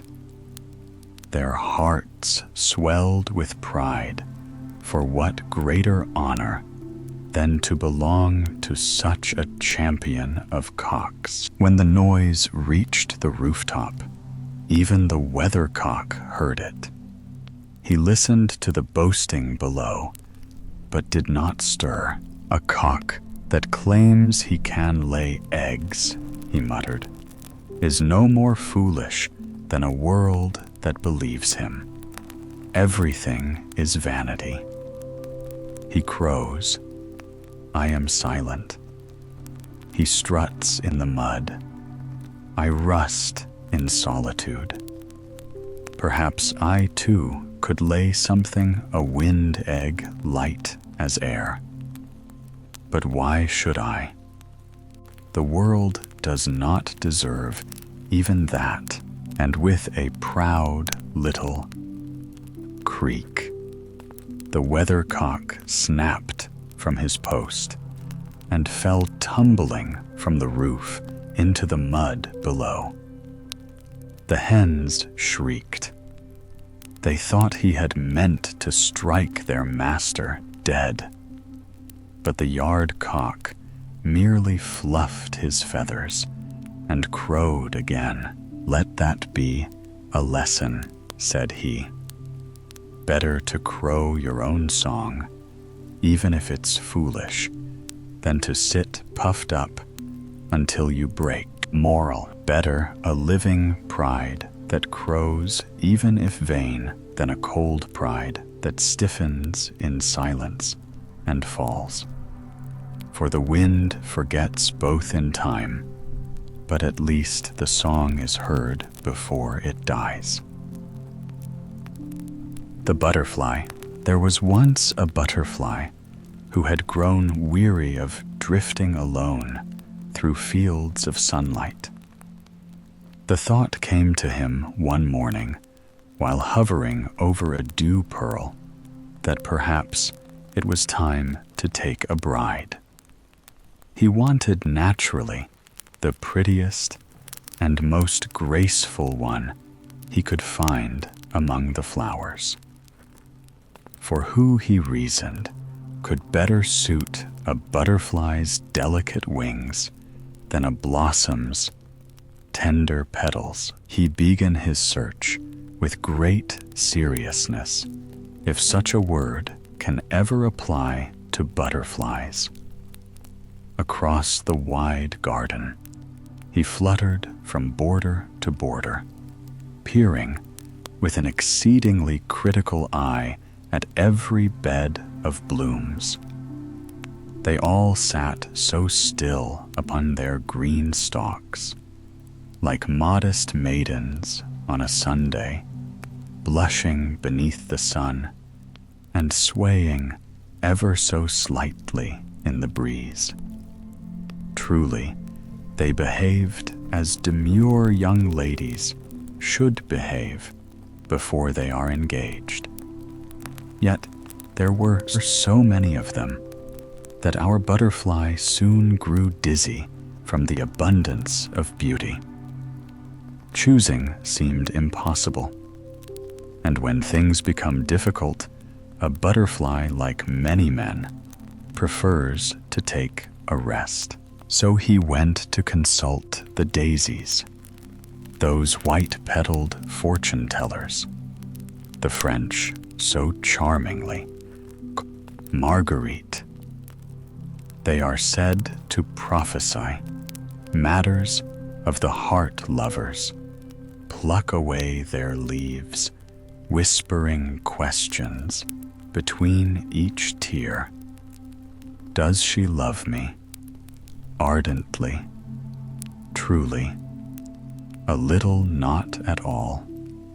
The flower gives its answer in silence by the chance of its last petal. Every tongue in every land repeats the ritual. The butterfly approached one such daisy glowing in the grass. "Dearest Marguerite," he said, pressing a gentle kiss on each of her leaves instead of cruelly plucking them. "You are the wisest lady in the garden, famed for your insight. Tell me, I beg you, which among your sisters shall be my bride. Point me to her, and I shall fly straight away to offer my heart." But Marguerite made no reply. She was affronted that he had called her a woman when she was clearly but a girl. And girls, you know, can be quite particular about such distinctions. He asked again and yet again, but she held her tongue in perfect silence. Then the butterfly, impatient and a little offended, himself fluttered off. "Very well," he thought, "I shall find a wife without your help." It was early spring, and the air was fragrant with the crocuses and snowdrops, those first tender heralds of the season. He admired their delicate gowns, white, blue, and lilac, and found them very charming indeed. "Pretty little maidens," he said, "but perhaps a bit too prim, too polite. Youth, after all, sometimes finds innocence a little dull." So he sought the older girls. The anemones caught his eye next, but he soon discovered a certain bitterness in their perfume, a sharpness that stung his taste. The violets were lovely, yes, but oh so sentimental. They sighed and drooped, and spoke only of devotion. The lime blossoms were sweet, but they came in large families, and the butterfly feared a mother-in-law behind every leaf. Then he turned to the apple blossoms, fair as roses, delicate as clouds. Yet he worried they would wither with the first breath of wind. A wife who may fall. Tomorrow, he reasoned, is no wife at all. At last, he spied the pea blossom half hidden among the vines. She was a vision, white with a blush of pink, slender as a maiden in her first ball gown. "Ah," said he, "here is grace and usefulness. Besides, she can adorn the table and serve in the kitchen. What more could a sensible husband ask?" He hovered close, ready to declare himself, when his eyes fell upon a pod beside her, with a shriveled flower still clinging at the end. "And who might that be?" he asked politely. "My sister," said the pea blossom with a modest smile. "Your sister," gasped the butterfly. "And you will one day look the same." Horrified, he flew off in great haste, for the sight of age before marriage chilled him to the core. Soon he came upon a honeysuckle twining along the hedge. She bent gracefully toward him, her scent sweet as honeyed wine. Yet there were too many, just like her, with long, pale faces and thin complexions. "No, no," sighed the butterfly. "She is charming, but so is every other honeysuckle along the road." He desired something rare, something unique, and the search went on. Spring passed away. Summer ripened and waned. The orchards grew heavy with fruit. The sun grew weary and the evenings turned gold. Still, the butterfly had made no choice. The flowers, now in their richest attire, paraded before him in splendid gowns of scarlet and purple. Yet he saw only that they had lost the fresh fragrance of youth. For the heart, even when it grows old, still seeks the scent of newness, and that is something no autumn bloom can give. So he turned his attention at last to the mint. Humble plant. She had no blossom to boast of, yet every leaf was full of sweetness, green and refreshing from top to root. Here, thought the butterfly, is virtue without vanity, fragrance without show. She shall be my bride. Heimat, his declaration with great ceremony. But the mint listened quietly, standing stiff and dignified. When at last she answered, it was with gentle firmness, "Friendship, if you please, nothing more. You see, dear sir, we are both past our spring. You and I may comfort each other in conversation, but marriage, no, let us not make ourselves ridiculous." And so the butterfly, after all his fluttering and philosophizing, obtained no bride. He had delayed too long, and those who spend their years choosing often end by choosing nothing. Thus, he became what the world calls an old bachelor, a title more melancholy than grand. Autumn deepened into gray. Rain drummed upon the leaves. The winds rattled the willows until they groaned, and the bright world of summer faded into mist. It was no weather for a creature in gossamer clothes. Fortunately, the butterfly found shelter, by chance, in a warm, human dwelling. There beside a crackling stove, it was as mild as July. "Ah," said he, "here I can exist quite comfortably." But after a while, existence alone seemed a meager comfort. "To exist is not enough," he murmured.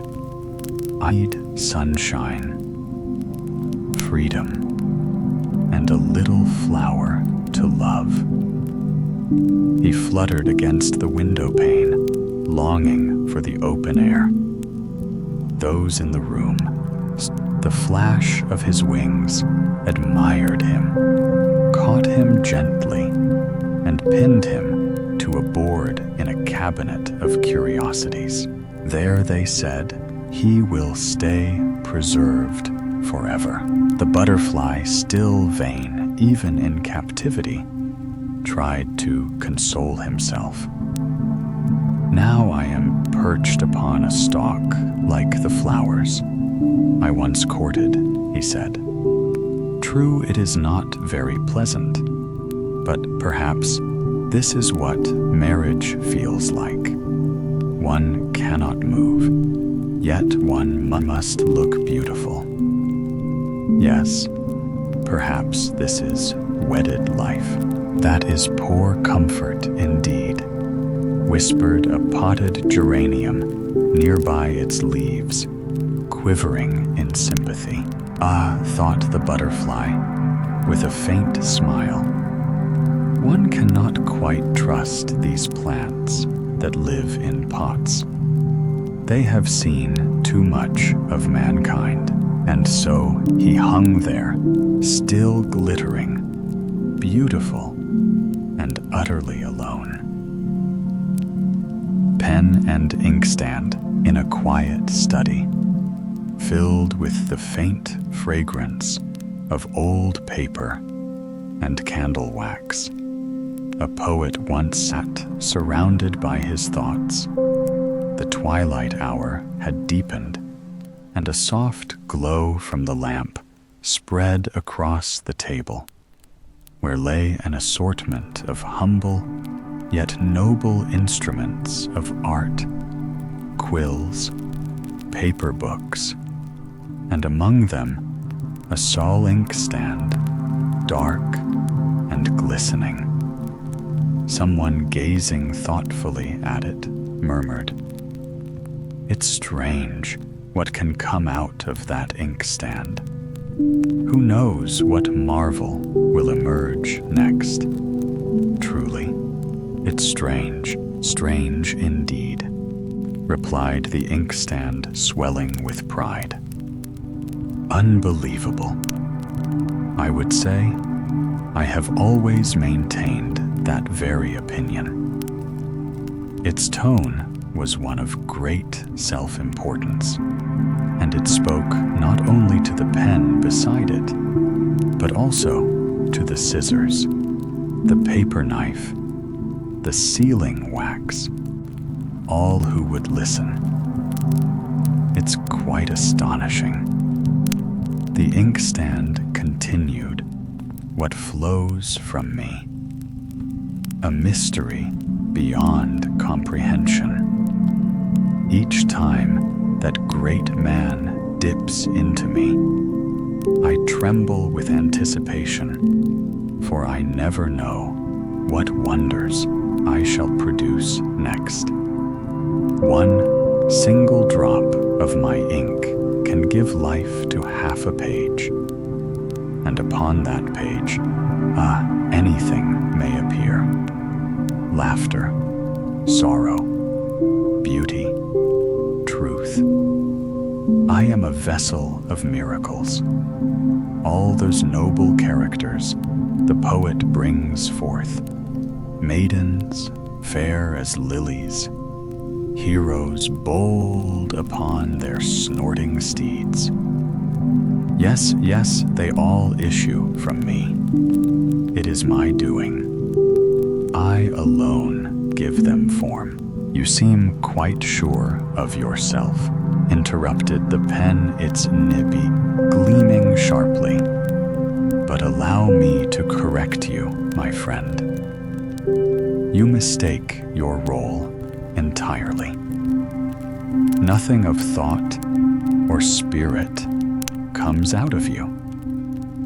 You merely hold a liquid, nothing more. It is I who shape that liquid into words. Through me, the poet's ideas find life upon the page.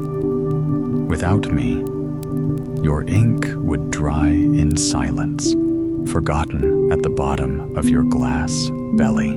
What arrogance snapped the inkstand. You are a mere instrument, a servant that wears out after a week of work. I have seen dozens of your kind quills from geese pens of English steel, all boasting the same nonsense before being cast aside. You imagine you are the poet. No, dear. Pen it is I who endure, I who give the substance from which masterpieces are born. And I should dearly like to know what the next masterpiece will be that comes from me. Inkpot retorted the pen, quivering with indignation. That evening, the poet returned. The air outside was still trembling with the echoes of a concert. He had attended a performance so splendid that his heart still beat to the rhythm of its melodies. A violinist had played as if possessed by heaven's own fire. From his instrument had poured a golden river of sound tones, soft as the murmur of a brook tones, bright as drops of morning dew tones, wild as a storm through pine forests. There were moments when the poet fancied he heard the laughter of angels, others when he thought his own heart was weeping, but the tears were of sweetness, not sorrow.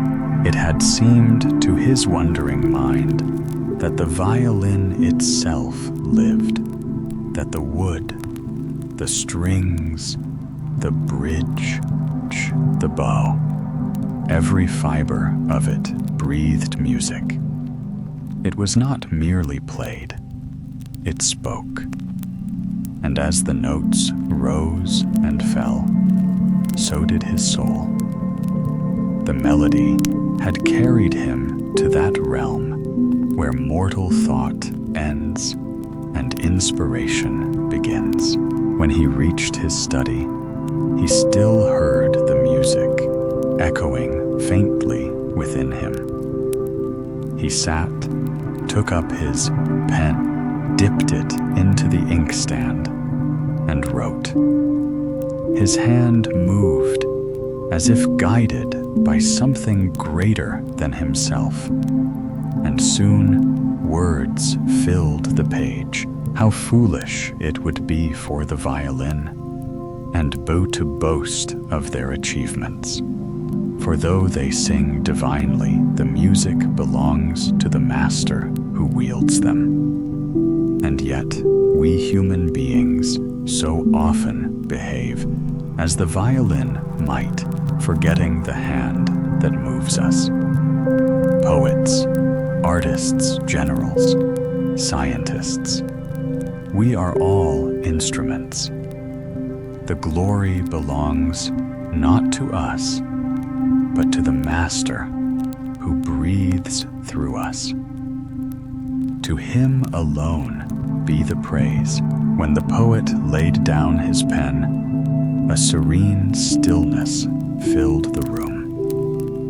He titled the page, "The Master and the Instruments." Ha said the pen proudly when the poet had gone. "Did you hear that Madam Inkstand?" He read aloud what I wrote. "What I wrote, what you wrote," scoffed the inkstand. "You mean what I gave you to write." The satire was aimed directly at you. Foolish stick of vanity. You truly cannot tell when someone mocks you. Oh yes, that was my doing, and a fine lesson it was. How I stung you with my words. "Inkpot," shouted the pen, bristling. "Scribble, stick," hissed the inkstand. They both glared, each convinced of victory. At last satisfied that they had each delivered a sharp and witty retort, they fell silent. And as often happens after a quarrel, they both felt oddly content and soon drifted into sleep, each dreaming of triumph. But the poet did not sleep. The echoes of the concert still resonated in his soul. His thoughts rose like the notes of the violin, sometimes gentle as pearls falling upon silk, sometimes fierce as the wind in the trees. In those quiet hours, he touched again the divine spark that moves the world, the eternal source of all art and truth. I gazed at the simple objects before him, the inkstand, the pen, and smiled softly. "To him alone be the glory," he whispered. "Moral reflection, and so it remains the instrument's quarrel, while the master creates. The ink believes it gives birth to thought. The pen imagines it commands the hand. Yet both are but vessels through which a greater will is expressed. Human pride often forgets this lesson, mistaking the tools for the source, the echo for the song. But wisdom lies in humility, the knowledge that every spark of beauty, every act of genius, every verse or melody that moves the heart is but a reflection of a higher light.